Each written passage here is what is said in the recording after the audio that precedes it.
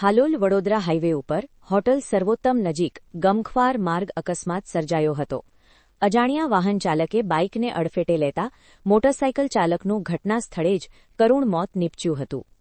મૃતકની ઓળખ બોરસદ નજીક કસુંબા ગામના રહેવાસી રણવીરસિંહ રાઠોડ તરીકે કરવામાં આવી છે. તેઓ મોટરસાઇકલ ઉપર પોતાની પત્ની કામિનીબેન તથા પુત્ર અનિરુદ્ધ સાથે હાલોલ નજીક તરખંડા ગામે આવ્યા હતા. ત્યાંથી કામ પૂર્ણ કરી તેઓ હાલોલ તાલુકાના કોપરેજ ગામે અન્ય એક પ્રસંગમાં જવા નીકળ્યા હતા. તે દરમિયાન આ દુર્ઘટના ઘટી હતી. અકસ્માત સર્જી વાહન ચાલક ફરાર થઈ ગયો હતો, જે ડમ્પર હોવાનું જાણવા મળ્યું છે. ઘટના સ્થળે લોકોનું ટોળું એકત્ર થયું હતું.